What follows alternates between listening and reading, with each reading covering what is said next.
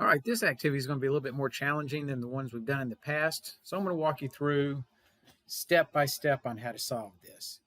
Now, what we want to do is get our robot from this starting position to this checkerboard up here. Now, what we've done in the past is we've just had it move forward a certain distance, turn right, turn left, move forward, turn right, turn left, move forward, and we could count out the distance and work our way around and get there. But now with the dynamic maze, each time we restart it, the maze changes.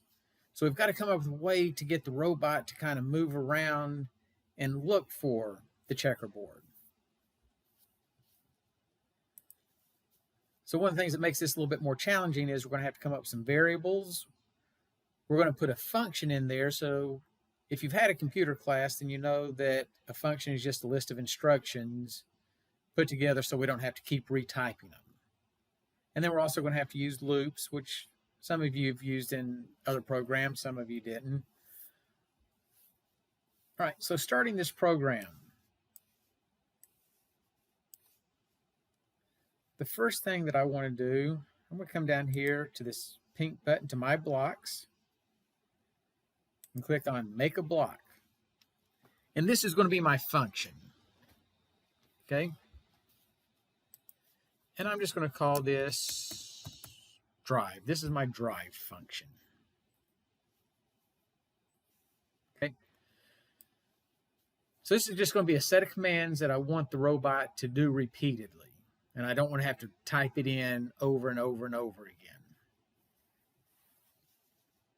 All right, now I want to come down here on this kind of goldish brown button for variables. And I'm going to make a Boolean. And what this is simply looking for a true or false statement, a yes or a no. You just have two options. Okay, so I'm going to call my first one wall. Now, once I've created that, you can see that it gives me the option to set it to either true or false. Okay, now I'm going to make another one. I'm going to call this one finish. All right, so under my drive function, I want to start out by setting the wall to false. In other words, I'm not hitting the wall. When we first start, we're not bumping into the wall.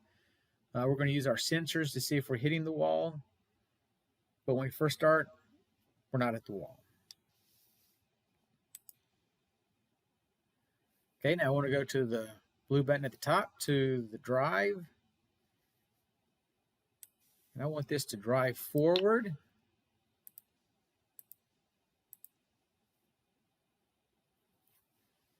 And don't wait, so it's just going to drive forward. Actually, I'm going to go ahead and put a wait in here.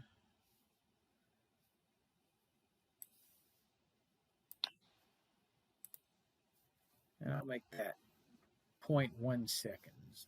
Okay, so this is the starting of my function. Now I want to put a loop in there. So I want this to repeat until something happens where I don't want it to repeat anymore. Okay, so I don't want to repeat a certain number of times right here. I want it to repeat until it either hits a wall, we get to the checkerboard and we're finished, or until the drive is done. Okay, so I need to put my operations in there, or my operators. And remember, we're looking for operators that are this shape, that are the hexagon shape. And I want or, because I'm either looking at hitting the wall or finishing, or the drive is done. Okay, so I'm going to put this in there. And I want to put another one inside that one, so I've got three choices. Okay, so I'm going to come down here to my variables. I'm going to repeat until we hit the wall, until we're finished. Then I'll come over here to the sensing.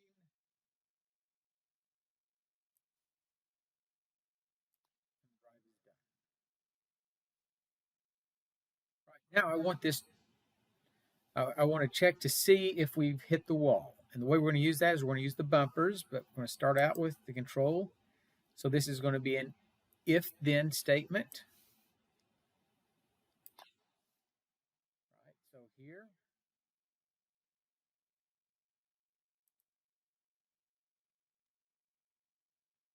operator, I'm going to use and on this one. The robot has two bumpers on it. It's got a left bumper and a right bumper. So I want to see if both of those bumpers hit. Okay, so here, I'm going to put left bumper pressed. And I'm also going to put right bumper pressed. Okay, so if this happens, now I'm going to come up here and I want to stop driving. Okay. Now, if both of those are pressed, that means we've hit the wall. So I'm going to change this variable. Move this down here. We hit the wall. Yes, it's true. We hit the wall. That's what those bumpers being pressed means. All right, I'm going to use another if statement inside this function.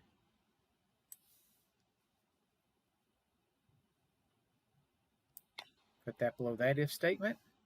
All right, now I'm going to come over here to the sensors. And I'm going to look for the I, and if it detects red, okay? So now we're looking to see if we get to the checkerboard. The checkerboard has red in it, so I'm going to leave that variable where the detects red as it is. I don't want the front eye, I want the down eye because that checkerboard's on the ground. So we're using the down eye to look there. All right. So if the robot sees the red, then that means we're finished. So we will set finish to true. So this is my function that I'm going to use over here inside my program.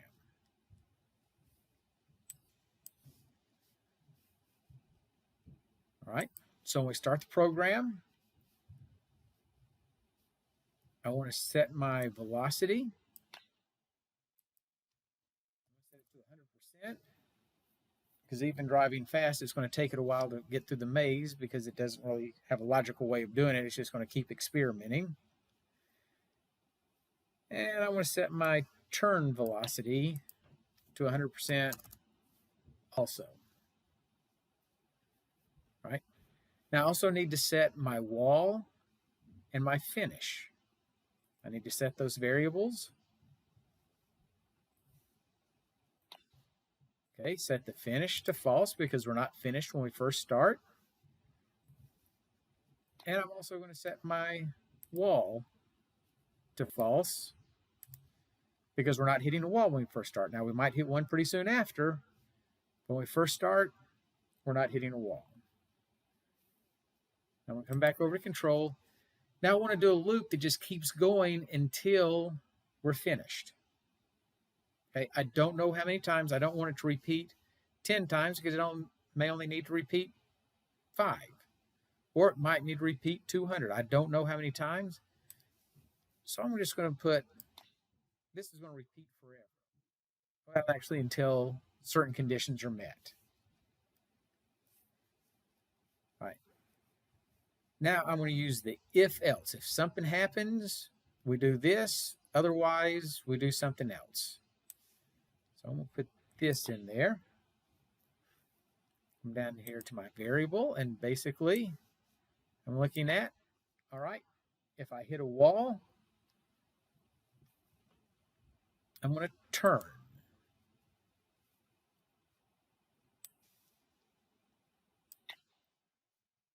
Okay, I'll turn right 90 degrees, or I could turn left 90 degrees. It doesn't matter which way I turn. But I'm going to turn, and then I want it to start doing this. I want to start looking to see if we're hitting another wall or if we're finished or what those are. So I want to take this function. Whoops, don't grab it there. I come over here, and I put my function there. Okay. Now, if I didn't hit the wall, come up here to the drivetrain.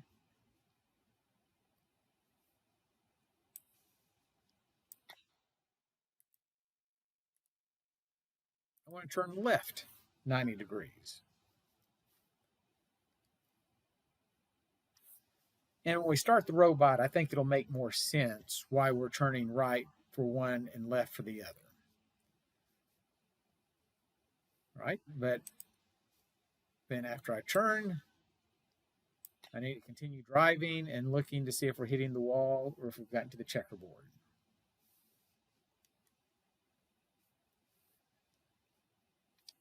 Okay, now I'm going to come back to my controls. So if we hit a wall, this stuff happens.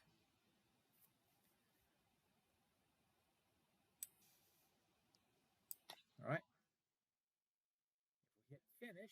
In other words, if it becomes true that we see the red,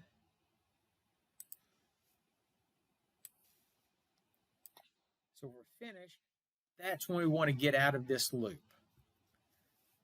So I'm going to come over here to the control. We're going to break out of the loop, so it's going to drop down here below the loop. And I just wanted to stop driving.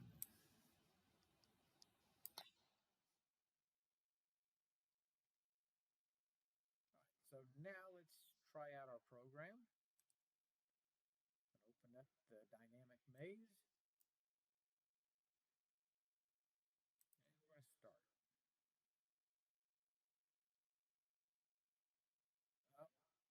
Now I kind of got hung up right here on the corner of this, and that's kind of messed up my program. Now my robot's flipped over.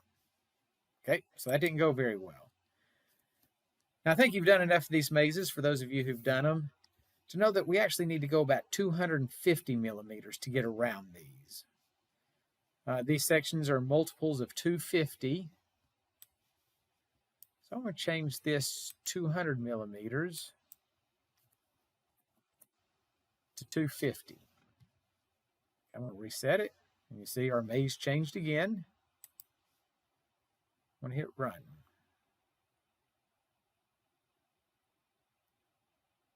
Okay, so he just continually checks to see if there's a way to get through the wall.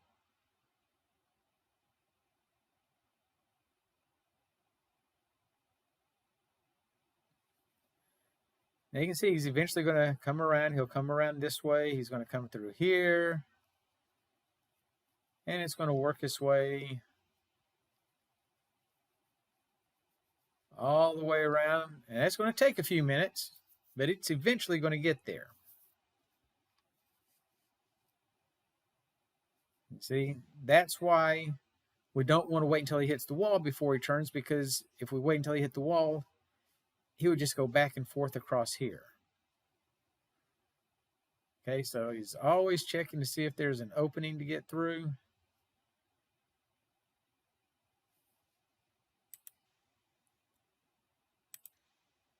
If we start over,